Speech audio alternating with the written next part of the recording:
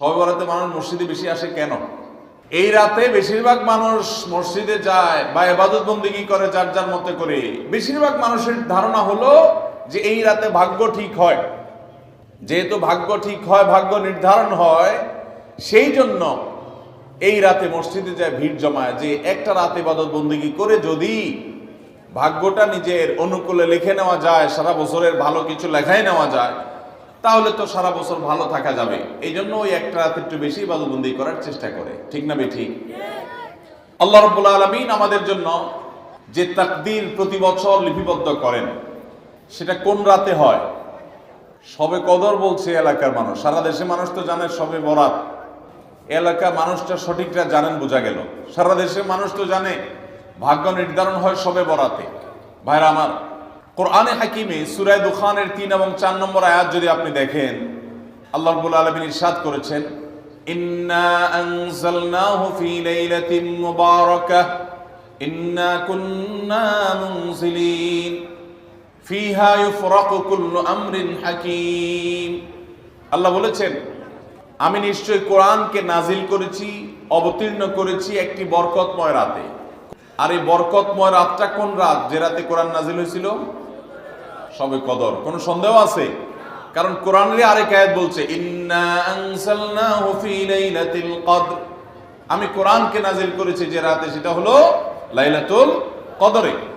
তাহলে লাইলাতুল কদরে আল্লাহ কোরআন নাজিল করেছেন। আর সূরা দুখানে বলেছেন, আমি একটি বরকতময় রাতে কোরআন নাজিল করেছি। তাহলে এখানে বরকতময় রাত বলতে যে লাইলাতুল কদরকে বোঝানো হয়েছে, সেটা দিনের আলোর মতো পরিষ্কার। ঠিক কিনা বলেন?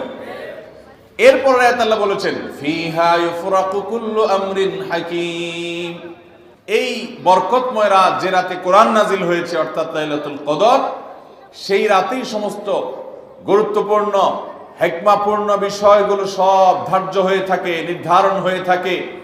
এই আয়াতের আলোকে বোঝা যায় মানুষের ভাগ্য সারা বছরের যেটি লিপিবদ্ধ হওয়ার কথা, সারা বছরের যে বাজেট হওয়ার কথা, সেটা হয়ে থাকে লাইলাতুল কদরে, শবে কদরে। মধ্য শাবানের রাত, এ রাতে আল্লাহ তাআলা মানুষকে সাধারণ ক্ষমা ঘোষণা করেন।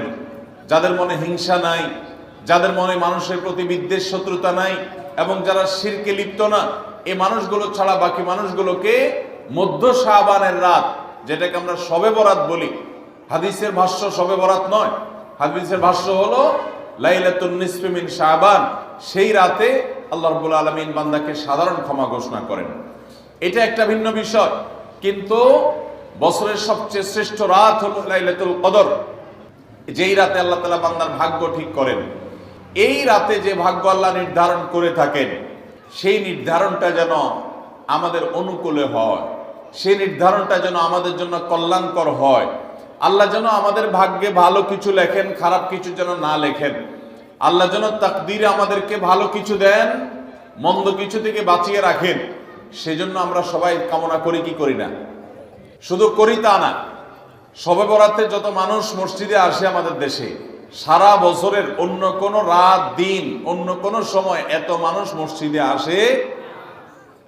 কারণ কি? শবে বরাতে মানুষ মসজিদে বেশি আসে কেন? কি কারণে আসে বলেন দেখি?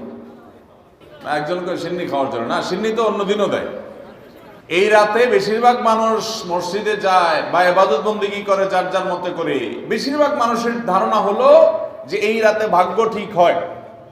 যেহেতু ভাগ্য ঠিক হয়, ভাগ্য নির্ধারণ হয়, সেই জন্য এই রাতে মসজিদে যায়, ভিড় জমায় যে একটা রাতে ইবাদত বন্দেগী করে যদি ভাগ্যটা নিজের অনুকূলে লিখে নেওয়া যায়, সারা বছরের ভালো কিছু লেখাই নেওয়া যায়, তাহলে তো সারা বছর ভালো থাকা যাবে। এই জন্য ওই একটা রাত একটু বেশি ইবাদতবন্দি করার চেষ্টা করে। ঠিক না বেঠিক? ভাইরা আমার, প্রথম কথা হলো ভাগ্য নির্ধারণ এই রাতে নয়, বরং লাইলাতুল কদরে হয়। দ্বিতীয় কথা হলো ভাগ্য নির্ধারণের জন্য একটা রাত মসজিদে গিয়ে ইবাদত বন্দেগী করলেই আমার ভাগ্য নির্ধারিত হয়ে যাবে বা ভাগ্য ভালো কিছু লেখা হয়ে যাবে ভাগ্যে, এরকম কোন কথা কোরআন বা হাদিস থেকে পাওয়া যায়? কোরআন হাদিসে কি পাওয়া যায়? সূরা নাহাল আয়াত নম্বর ৯৭। আল্লাহ রাব্বুল আলামিন ইরশাদ করেছেন, মান আমিলা সালিহাম মিন যাকারিন আও উনসা ওয়া হুয়া মুমিন, পুরুষ হোক আর নারী হোক, যে কোনো ব্যক্তি যদি ঈমানদার অবস্থায় ভালো কাজ করে, কোরআন হাদিসে নির্দেশিত কাজ, আল্লাহ যা করতে বলেছেন, রাসূল সাল্লাল্লাহু আলাইহি ওয়াসাল্লাম যা করতে বলেছেন, যদি সে কাজগুলো করে, এমত অবস্থায় করে যে সে ঈমানদার, অর্থাৎ ঈমান থাকতে হবে, ঈমান আছে এই অবস্থায় যদি নেক আমল করে, তাহলে কি হবে? আল্লাহ বলেছেন ফালানুহিয়ান্নাহু হায়াতান তাইয়্যিবাহ, তাহলে সেই পুরুষ সে নারীকে আমি পবিত্র জীবন দান করব। এই পবিত্র জীবনে মানুষ সুখী থাকবে, এই পবিত্র জীবনে মানুষ সমৃদ্ধ থাকবে, এই পবিত্র জীবনে মানুষ ভালো থাকবে, নেক থাকবে।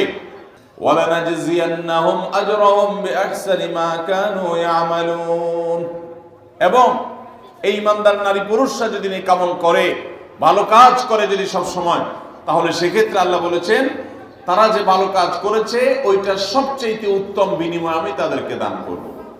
তাহলে এই আয়াত থেকে প্রমাণ হয়, যদি কেউ ঈমান আনার পর নেকামল করতে থাকে, নেকামল করতে থাকে, একদিনের নেকামল নয়, এক রাতের নেকামল নয়, সারা বছর জুড়ে সারা জীবন ধরে ভালো কাজ করার চেষ্টা যদি কেউ করে, আল্লাহ তাআলা তাকে পবিত্র জীবন দিবেন, সৌভাগ্যবান মানুষের জীবন দিবেন, সুখী মানুষের জীবন দিবেন। এখান থেকে বোঝা যায় কি, ভাগ্য নির্ধারণের জন্য এক রাত আমল করতে হবে নাকি সারা বছর? সূরা আরাফ আয়াত নম্বর 96, ওয়ালাউ আন্না আহলাল কুরা আমানু ওয়াত্তাকাউ, যদি কোন জনপদের লোকেরা ঈমান আনে আর তাকওয়া অবলম্বন করে। তাকওয়া কি? তাকওয়া হলো আল্লাহর ভয়ে সে আল্লাহর নির্দেশগুলো মানে আর হারামগুলো বর্জন করে, এরকম যদি কেউ করে, লাফাতাহনা আলাইহিম বারাকাতিম মিনাস সামাই ওয়াল আরদ, আল্লাহ বলেছেন তাহলে ওই ব্যক্তিকে আসমান এবং জমিন থেকে সমস্ত বরকত সমূহের দুয়ার সবগুলো তার জন্য খুলে দেওয়া হবে। তাহলে বোঝা গেল মানুষের জীবনে বরকত নাজিল হবে, মানুষ সুখে থাকবে, ভালো কিছু তার তাকদিরে লেখা হবে। তখন যখন বান্দা নেক আমল করে, যখন বান্দা গুনাহ থেকে বাঁচে, তাকওয়া অবলম্বন করে, তখন তার ওই এক রাত্রে গিয়ে আলাদা কিছু দোয়া বা বিশেষ পদ্ধতির কোনো জিকির আজকার এটা প্রয়োজন হয় না, বরং সে সারা বছর জুড়ে আল্লাহ তাআলা তার নসিবে ভালো কিছু লেখেন, যদি সে বছর জুড়ে সারা জীবন ধরে নেক আমল করে গুনাহ থেকে বাঁচে। ভাইরা আমার, ধরুন আপনার বাসায় দুইটা মেশিন আছে, সেলাই মেশিন আছে। আপনার যেই মেশিনটা ভালো, এটা দিয়ে আপনার কাজ হয়, প্রোডাকশন হয়, ওই মেশিনটাকে তেল মোবিল আপনি ঠিক মতো দিবেন কি দিবেন না?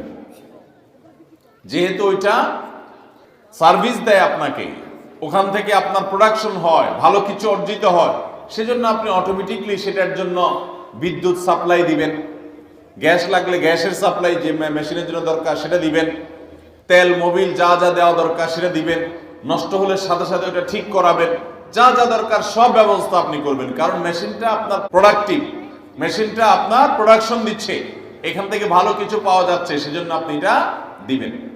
আরেকটা মেশিন যদি হয় যে মেশিন থেকে আপনার কোনো সার্ভিস আপনি পান না, প্রোডাকশন দেয় না, মেশিনটা নষ্ট হয়ে অকেজো হয়ে পড়ে আছে, তাহলে ওই মেশিনে কি আপনি বিদ্যুৎ সাপ্লাই দিবেন?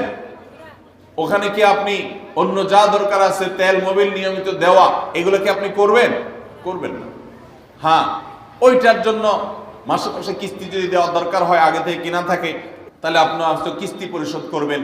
অন্য কিছু আগে থেকে করা দরকার আছে সেটা আপনি করবেন। আল্লাহ রাব্বুল আলামিন ঠিক একইভাবে তার যে বান্দারা তার অনুগত থাকে, তাকওয়া অবলম্বন করে, হারাম থেকে বাঁচে, গুনাহ থেকে বাঁচে, ফরজ কাজগুলো করে, আল্লাহ তাআলা তার সেই বান্দাদের জন্য ভালো কিছু তাদের তাকদীরে লিপিবদ্ধ করেন, তাদের জন্য নসিবে ভালো কিছু রাখেন, তাদেরকে সুখের জীবন দান করেন, সৌভাগ্য দান করেন, আল্লাহ তাআলা প্রকৃত প্রশান্তি মনের সেটা দান করেন। আল্লাহর ঈমানদার এবং নেককার বান্দাদেরকে, আমলে সালেহ কর্মওয়ালা বান্দাদেরকে, মুত্তাকি পরহেজগার বান্দাদেরকে।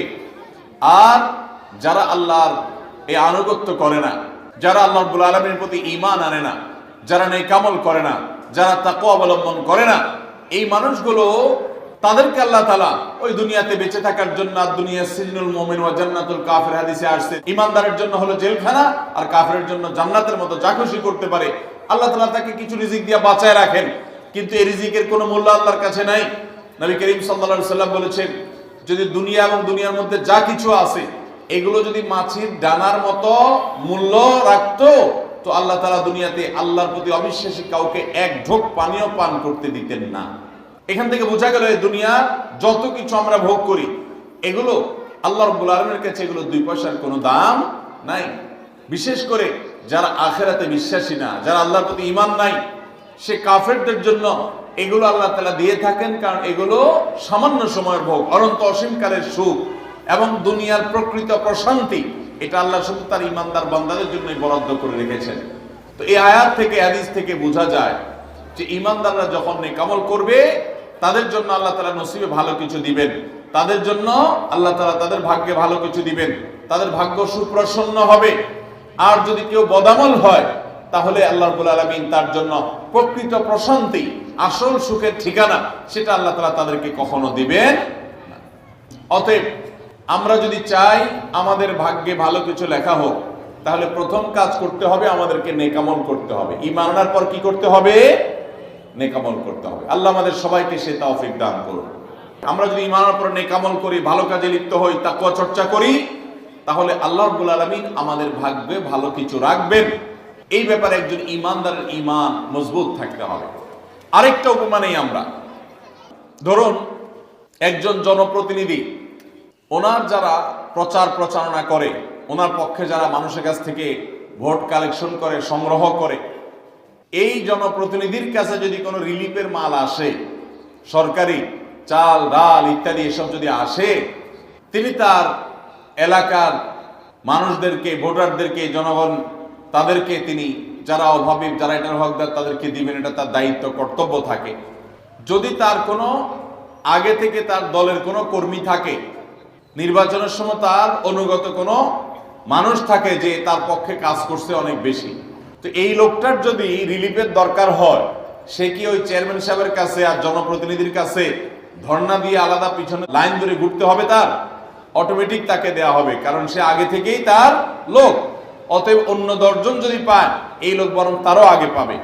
ঠিক একইভাবে যে সারা বছর জুড়ে নেক আমল করে, তাকওয়া অবলম্বন করে, গুনাহ থেকে বাঁচে, আল্লাহর আনুগত্য করে, আল্লাহর আদেশ নিষেধগুলো মেনে চলে, 5 ওয়াক্ত নামাজ পড়ে, হালাল হারাম বাজ বিচার করে চলে, আল্লাহর ভয় অন্তরে লালন করে, ওই আল্লাহর বান্দাকে আল্লাহ যখন ভাগ্য লিপিবদ্ধ করবেন, আল্লাহ যখন বাজেট ঘোষণা করবেন, তখন আল্লাহ তাআলা তার সেই ঈমানদার, সেই মুত্তাকি বান্দার জন্য বাজেট রাখবেন ভালো। এটা তো বলার অপেক্ষা রাখে। অতএব ভাগ্য সুপ্রসন্ন হওয়ার জন্য, ভাগ্যে ভালো কিছু লেখা হওয়ার জন্য এক রাতের ইবাদত নয়। এই সমস্ত আয়াত, হাদিস, উপমা থেকে আমরা বোঝাবার চেষ্টা করছি যে আমাদেরকে করতে হবে সারা বছর জুড়ে ভালো কাজের চর্চা, নেক আমলের চর্চা। তাহলে আমরা নেক আমলের মাধ্যমে আল্লাহ রাব্বুল আলামিনের কাছ থেকে ভালো কিছুর ফয়সালা পাবো ইনশাআল্লাহ। মোহতারাম হাজরিন, আমরা অনেকে দোয়ার জন্য অনেক অস্থির হই, পেরেশান হই যে অমুক হুজুর যেন আমার জন্য একটু দোয়া করে দেন, ইমাম সাহেব আমার জন্য একটু দোয়া করে দেন। বড় কোনো আলেম পাইলে আমরা দোয়ার জন্য অনেক চেষ্টা করি যে ভাই আপনি একটু আমার জন্য দোয়া করে দেন। এটা ভালো, এটা খারাপ কিছু না। আমরা যারা এক রাতে আমল ইবাদত করে আমাদের ভাগ্যের ভালো কিছু লেখানোর জন্য চেষ্টা করি, আমি সেই ভাইদেরকে বলতে চাই, সারা দুনিয়ার সমস্ত ভালো মানুষ, সকল নেক মানুষ, এমনকি মক্কা মদিনার ইমাম সাহেবরা, হারামাইনের ইমাম খতিবগণ, সারা দুনিয়ার সকল আল্লাহওয়ালা, নেককার এবং ভালো মানুষ যারা আছেন, আব্দুস সালেহ যারা আছেন, আল্লাহর ওলি যারা আছেন, তাদের সবার দোয়া আমরা পাইতে চাই। একটা সহজ উপায় আছে, সেটা কি? এই এতক্ষণ যেটা বললাম, অর্থাৎ আপনি যদি নিজেকে ভালো মানুষ হিসাবে গড়ে তোলার জন্য চেষ্টা করেন, আপনি 5 ওয়াক্ত নামাজ পড়বেন, আল্লাহর হুকুম মতো চলবেন, আপনি হারাম থেকে বাঁচার জন্য সংগ্রাম যুদ্ধ চালাবেন, আপনি হক হালালি চলার চেষ্টা করবেন, আপনি তাকওয়ার উপরে চলার চেষ্টা করবেন। যদি আপনি এটা করেন, তাহলে অটোমেটিকলি সারা দুনিয়ার সমস্ত নেককার মানুষদের দোয়া একবার না, বারবার বারবার, হাজার হাজার লক্ষ লক্ষ বার আপনি পেতে থাকবেন। কিভাবে? আমরা নামাজের মধ্যে আত্তাহিয়াতু পড়ি কি পড়ি না? এই আত্তাহিয়াতুর মধ্যে একটা কথা আছে, আসসালামু আলাইনা ওয়া আলা ইবাদিল্লাহিস সালিহিন। এর অর্থ কি? এর অর্থ হলো, হে আল্লাহ, নামাজের মধ্যে নামাজরত অবস্থা দোয়া, এখানে দোয়া করছে মুসল্লি, হে আল্লাহ, আসসালামু আলাইনা, আল্লাহ আমার প্রতি শান্তি বর্ষিত হোক, আমাদের প্রতি শান্তি বর্ষিত হোক, ওয়া আলা ইবাদিল্লাহিস সালিহিন, এবং আল্লাহর যত নেককার বান্দা আছে সারা পৃথিবীতে, সারা দুনিয়াতে যত নেককার বান্দা আল্লাহর আছে, যারা ভালো কাজ করার চেষ্টা করে, যারা হক হালালি চলার চেষ্টা করে, যারা হারাম উপার্জন করে না, যারা হারাম জিনিস দেখে না, হারাম জিনিস ধরে না, হারাম খায় না, হারাম কথা বলে না, হারাম জায়গায় যায় না, হারাম কাজ করে না, 5 ওয়াক্ত নামাজ পড়ে, যাকাত ফরজ হলে যাকাত দেয়, হজ ফরজ হলে হজ করে, রমজান আসলে রোজা রাখে, সকল ফরজ কাজগুলো করে, এক কথায় কোরআন হাদিসকে মেনে চলার চেষ্টা করে যারা, তার জীবনের অক্ষরে অক্ষরে প্রতিটা পদক্ষেপে, এদেরকে বলা হয় নেককার বান্দা। নামাজে আত্মাহতে প্রত্যেকটা মুসল্লি সারা পৃথিবীর সমস্ত প্রান্ত থেকে আল্লাহর কাছে দোয়া করে, আসসালামু আলাইনা ওয়া আলা ইবাদিল্লাহিস সালিহিন, আল্লাহ আমাদের প্রতি তো শান্তি বর্ষিত করবেনই, সেই সাথে আপনার নেককার বান্দা যারা আছেন, যা সারা দুনিয়াতে, এই সকল নেককার বান্দাদের প্রতি আপনি শান্তি বর্ষিত করেন। এই দোয়া প্রত্যেকটা মানুষ নামাজের মধ্যে করে কি করে না? তাহলে আপনি যদি নিজেকে নেককার বান্দা হিসাবে শামিল করতে পারেন, আপনি যদি নিজেকে আল্লাহর হুকুম এবং আল্লাহর আনুগত্য কর্ণওয়ালা মানুষ হিসাবে গড়ে তুলতে পারেন, তাহলে অটোমেটিকলি আপনি সারা দুনিয়ার সমস্ত নেককার মানুষদের দোয়া পেয়ে যাবেন। আল্লাহ আমাদের সবাইকে সে তৌফিক দান করুন। ভাইরা আমার, নেককারদের জন্য অটোমেটিকলি দোয়া হয়। শুধুমাত্র আল্লাহর নেককার বান্দা মানুষরা না, ফেরেশতারা দোয়া করে। আল্লাহর সকল নেককার মানুষদের দোয়া আমরা অটোমেটিক পাবো। তাহলে আমাদের ভাগ্যে যেন ভালো কিছু লেখা হয়, তার জন্য আমাদের যে আমলটা করতে হবে তা হলো আমলে সালেহ। সারা বছর জুড়ে, সারা জীবন জুড়ে আমাদেরকে খুঁটে খুঁটে খুঁটে কোনটা কোনটা ভালো কাজ সেগুলো করার চেষ্টা করতে হবে, কোনটা কোনটা খারাপ কাজ, গুনাহের কাজ, সেগুলো থেকে বাঁচার চেষ্টা করতে হবে। তাহলে আমাদের ভাগ্যে ভালো কিছু লেখা হবে ইনশাআল্লাহ। সহিহ বুখারীর একটি হাদিস থেকে আমরা আমাদের নসিবে ভালো কিছু আল্লাহ তাআলা লিপিবদ্ধ করবেন এরকম একটি আমলের কথা আমরা জানি। সকল সাধারণ নেক আমলের মধ্যে সেটা শামিল আছে, এটাকে আলাদা করে নবী সাল্লাল্লাহু আলাইহি ওয়াসাল্লাম বলেছেন। সেটা কি? তিনি বলেছেন, মান সাররাহু আন ইউবসাতা লাহু ফি রিজকিহি আও ইউনসা লাহু ফি আথারিহি ফালইয়াসিল রাহিমাহ।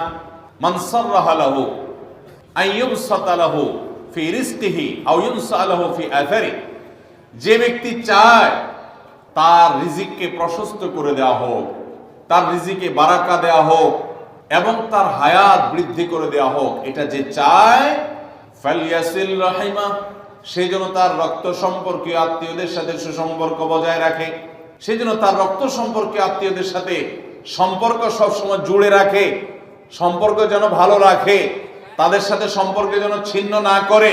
তাহলে সেক্ষেত্রে তার হায়াত এবং তার রিজিকের মধ্যে বরকত দেওয়া হবে, কল্যাণ দেওয়া হবে, লিপিবদ্ধ করা হবে, এই ফয়সালা তার জন্য করা হবে।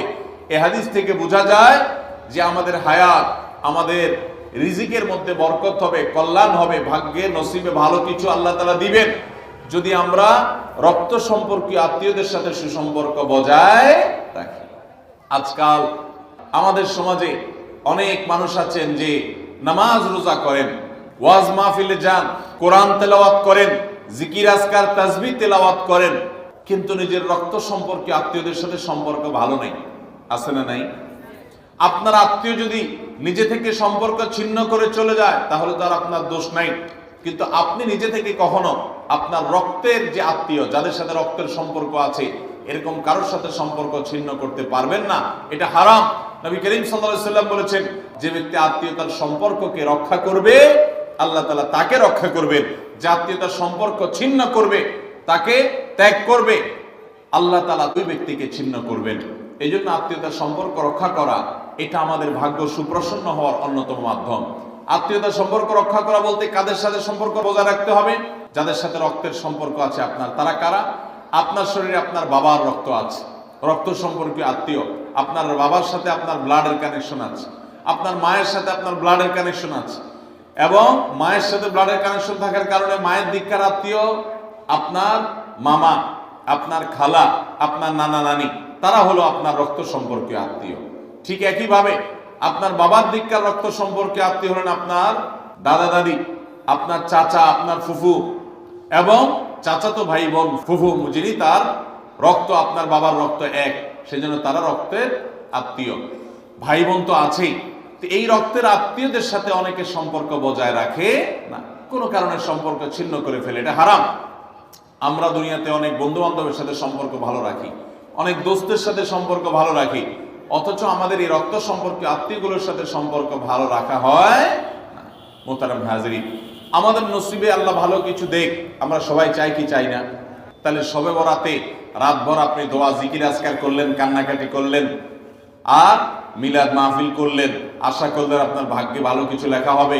আপনার ভাগ্যে ভালো কিছু লেখা হবে না যদি আপনি আপনার রক্ত সম্পর্কে আত্মীয়র সাথে সম্পর্ক ছিন্ন করে বসে থাকেন। কারণ আপনার জীবনে, আপনার রুজিতে, আপনার ইনকামে, উপার্জনে বরকত হওয়ার পূর্ব শর্ত হলো আপনার এই রক্ত সম্পর্কে আত্মীয় স্বজনের সাথে সুসম্পর্ক বজায় রাখা।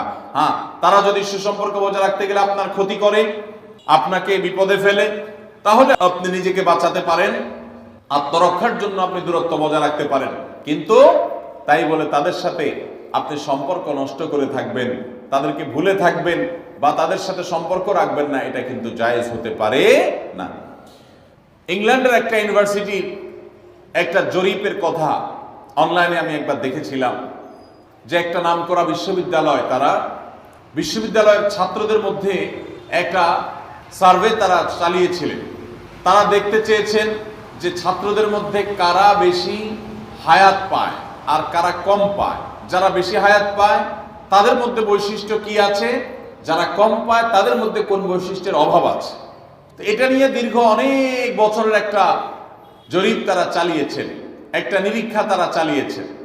সেই নিরীক্ষায় দেখা গেল যে যেই ছাত্ররা দীর্ঘদিন পর্যন্ত হায়াত পেয়েছেন এবং তারা অনেক দিন দুনিয়াতে বেঁচেছেন, তাদের বেশিরভাগই দেখা গেছে, সবাই না, বেশিরভাগই দেখা গেছে যে তারা সাধারণত তাদের পারিবারিক এবং আত্মীয় স্বজন, বন্ধু বান্ধব, অন্যদের সাথে হাসি খুশি, অর্থাৎ মানুষের সাথে সম্পর্ক বজায় রাখছে। আর যারা সম্পর্ক বজায় রাখে নাই, এই মানুষগুলো তাদের তুলনামূলকভাবে প্রথম গ্রুপের চাইতে তারা অনেক আগে দুনিয়া থেকে চলে গেছে, অনেক আগে তারা মারা গেছে। এটা প্রত্যেকটা ব্যক্তির ক্ষেত্রে আলাদা আলাদা করে খাটানো যাবে না, এটা একটা টোটাল জরিপের ফসল। তো এই জরিপ প্রমাণ করে নবী করিম সাল্লাল্লাহু আলাইহি ওয়াসাল্লাম যে বলেছেন, যারা রক্ত সম্পর্কের আত্মীয়গুলোর সাথে সুসম্পর্ক বজায় রাখে তাদের হায়াতে এবং রিজিকে বরকত দেওয়া হয়। এই জরিপের রিপোর্টও সেটা সত্যতাকে প্রমাণ করে। আল্লাহ তাআলা আমাদের সবাইকে আমাদের আত্মীয় স্বজনের সাথে সুসম্পর্ক বজায় রাখার তৌফিক দান করুন। তাহলে আমাদের ভাগ্যে যেন ভালো কিছু লেখা হয়, ভাগ্য যেন সুপ্রসন্ন হয়, সেজন্য আমরা দ্বিতীয় আমলও পেয়ে গেলাম। নাম্বার 3, বান্দার ভাগ্য এবং নসিবে ভালো কিছু যেন হয়। মন্দ কোনো কিছু যদি আল্লাহ না করুন কারণ নসিবে লেখা থাকে, সেটা যেন দূর হয়, সেটা যেন তার ক্ষতি না করে, এবং আল্লাহ রাব্বুল আলামিন যেন সেই ফয়সালা বান্দার উপরে কার্যকর না করে। সেজন্য তৃতীয় আমল হলো দোয়া। কারণ লা ইয়ারুদ্দু তাকদীর ইল্লা দুআ। তিরমিজিতে একই হাদিসে আসছে, ভাষ্য ভিন্ন, লা ইয়ারুদ্দু কাযা ইল্লা আদ-দুআ। বান্দার তাকদীর, বান্দার ভাগ্য, এটা কোনো কিছু পরিবর্তন করতে পারে না। অন্য এক হাদিসে আসছে, আল্লাহ যা ফয়সালা করেন সেটা আর পরিবর্তন করেন না। তবে এই হাদিস থেকে একটা এক্সেপশন পাওয়া যায়, সেটা হলো যদি কেউ আল্লাহ তাআলার কাছে কায়মন বাক্যে দোয়া করতে পারে, দোয়ার হক আদায় করে যদি দোয়া করতে পারে, তাহলে এই দোয়া আল্লাহ রাব্বুল আলামিনের তাকদীরকে পর্যন্ত তার জন্য পরিবর্তন করে দেওয়া হয় দোয়ার মাধ্যমে। আল্লাহ তাআলা আমাদেরকে সবাইকে সেভাবে দোয়া করার তৌফিক দান করুন। আমরা চেষ্টা করব তো ইনশাআল্লাহ। তাহলে তৃতীয় আমল আমরা পেয়ে গেলাম, সেটা হলো দোয়া। আল্লাহ তাআলার কাছে যদি কেউ চোখের পানি ফেলে দোয়া করে, আল্লাহ আপনি আমার নসিবে যদি খারাপ কিছু লেখাও থাকে সেটা থেকে আপনি আমাকে উদ্ধার করেন। যদি কেউ দোয়ার হক আদায় করে দোয়া করতে পারে, দোয়া কবুলের জায়গাগুলোতে দোয়া করতে পারে, যথাযথভাবে দোয়া করতে পারে, দোয়ার শর্ত পূরণ করে দোয়া করতে পারে, কায়মন বাক্যে দোয়া করতে পারে, চোখের পানি ফেলে দোয়া করতে পারে, দোয়া এত বড় অস্ত্র, দোয়া এত বড় মাধ্যম, দোয়া এত বড় একটা উপায় যে এটা দিয়ে আল্লাহর লিখন, আল্লাহর তাকদীর, এটা আল্লাহর কাছ থেকে পরিবর্তন করিয়ে আনা যায় এই দোয়ার মাধ্যমে। অথচ এই দোয়াও আমরা বেশি মানুষ করতে পারি না। আমরা হুজুরদের দিকে চায় থাকি যে হুজুরদের সাথে আমরা শুধু আমিন আমিন বলবো, নিজেরা আল্লাহর কাছে দোয়া করবো এটা আমরা জানি না, অথচ আল্লাহ বলেছেন উদউনি আস্তাজিব লাকুম, তোমরা আমার কাছে দোয়া করো, আমি তোমাদের দোয়া কবুল করব। অতএব ভাইরা আমার, আমরা আল্লাহ রাব্বুল আলামিনের কাছে আমাদের ভাগ্যে যেন ভালো কিছু লেখা হয়, সেজন্য আল্লাহর কাছে বেশি বেশি করে দোয়া করব। এবং আমাদের তাকদীরে যদি কোনো ক্ষতিকর কিছু থাকে তো সেটা যেন আমাদের ক্ষতি না করে আল্লাহ রাব্বুল আলামিন যেন আমাদের প্রতি রহম করেন, এই মর্মে আমরা যদি দোয়া করি তো দোয়ার মাধ্যমে আল্লাহ তাআলা তাকদীরও পরিবর্তন করে। অবশ্য তাকদীরের মধ্যে দুইটা প্রকার আছে, একটা তাকদীরে মুবরাম আর একটা তাকদীরে গায়রে মুবরাম। তাকদীরে গায়রে মুবরাম যেটা, সেটা তাকদীর দোয়ার মাধ্যমে ফয়সালা আল্লাহ পরিবর্তন করেন। মুবরাম যেটা পরিবর্তন করেন না, অর্থাৎ যেটা চূড়ান্ত করেছেন আল্লাহ তাআলা আগে থেকে, সেটা পরিবর্তন করেন না। তবে বান্দার হায়াতের ক্ষেত্রে কোন কোন হাদিস থেকে জানা যায় আল্লাহ রাব্বুল আলামিন কোন নেক আমলের ফলে দোয়ার মাধ্যমে আল্লাহ রাব্বুল আলামিন অনেক সময় সেটাতে পরিবর্তন করেন এবং সেটাতে বারাকা দান করেন। অতএব আমাদেরকে তাকদীর ভাগ্য যেন সুপ্রসন্ন হয়, আমাদের নসিব যেন ভালো হয়, আল্লাহ যেন ভালো কিছু দান করেন, সেই জন্য শবে বরাতে রাত ভরে ইবাদত বন্দিগি এই জন্য নয়, বরং আমাদের ভাগ্যে ভালো কিছু হওয়ার জন্য বছর জুড়ে আমাদেরকে নেক আমল করতে হবে। এক রাত ইবাদত বন্দেগি করলেন, সারা বছর কোন নফল নামাজ, ফরজ নামাজ, অন্যান্য ফরজ কাজ করলেন না, আর আপনি আশা করলেন যে আল্লাহ আপনার জন্য ভাগ্যে ভালো কিছু লিখে দিবে, এটা সঠিক নয়। আর ভাগ্যের নির্ধারণটা মূলত লাইলাতুল কদর, এটি বোঝা যায় সূরা দুখান থেকে, অন্যান্য সূরা থেকে। অতএব আমাদের সবাইকে আমাদের ভাগ্যে ভালো কিছু লেখার জন্য বেশি বেশি আমাদের 5 ওয়াক্ত ফরজ নামাজ সহ আল্লাহর সমস্ত ফরজ বিধানগুলো মেনে চলতে হবে, হারাম এবং গুনাহের কাজগুলো থেকে বেঁচে চলতে হবে, এবং সেই সাথে আমাদের সবাইকে বেশি বেশি করে বিশেষ করে নেককারদের কাতারে শামিল হতে হবে। আমি যত বেশি নেককার হতে পারবো, ওই যে নামাজে আত্মেহাতের মধ্যে নেককারদের দোয়া পাবো, আমার প্রতি শান্তি আল্লাহর এমনি বর্ষিত হবে। এবং দ্বিতীয় আমল হলো বেশি বেশি করে আত্মীয় স্বজন, রক্ত সম্পর্কীয় যারা, তাদের সাথে বিশেষভাবে সুসম্পর্ক বজায় রাখতে হবে। সম্পর্ক নষ্ট করা যাবে না, সম্পর্ক ছিন্ন করা যাবে না। এবং তৃতীয় আমল হলো বেশি বেশি দোয়া করতে হবে। এই তিনও আমল যখন আমরা একযোগে চালাবো, একদিক থেকে সাধারণ সব নেক আমল করব, বিশেষভাবে আমি আত্মীয় স্বজনের সাথে সুসম্পর্ক বজায় রাখার চেষ্টা করব, এবং আল্লাহর কাছে দোয়ার আমলটা বেশি বেশি করব, বরকত নাজিল হওয়ার মতো কাজগুলো বেশি বেশি করব, ইনশাআল্লাহ আল্লাহ রাব্বুল আলামিন আমার নসিবে ভালো কিছু দিবেন এবং মন্দ কিছু থেকে আমাকে বাঁচাবেন। নবী করিম সাল্লাল্লাহু আলাইহি সাল্লাম আল্লাহর কাছে দোয়া শিক্ষা দিয়েছেন, আল্লাহুম্মা ইন্নী আউযু বিকা মিন দারকিল বালা, আল্লাহুম্মা ইন্নী আউযু বিকা মিন সুইল কাদা। আল্লাহ, আপনার কাছে আমার ভাগ্যের ক্ষতি থেকে আমি আপনার কাছে পানা চাই। অর্থাৎ আমার তাকদীরে কাজার মধ্যে যদি কোনো ক্ষতিকর কিছু আপনি লিখে থাকেন, তাহলে সেই সুউল কাজা, এটা থেকে আমি আপনার কাছে পানা চাই। অতএব এই মর্মে আল্লাহর কাছে যত বেশি আমরা দোয়া করব, আল্লাহ রাব্বুল আলামিন আমাদেরকে তত বেশি হিফাজত করবেন। আল্লাহ তাআলা আমাদের নসিবে দুনিয়া এবং আখিরাতে, ইহকালে এবং পরকালে ভালো কিছু লেখেন, আমাদের নসিবে যেন ভালো কিছু হয় সেই তৌফিক আল্লাহ তাআলা আমাদেরকে দান করেন। আমরা সবাই আমলগুলো করব তো ইনশাআল্লাহ। আল্লাহ আমাকে আপনাকে আমাদের সবাইকে আমলের তৌফিক দান করুন।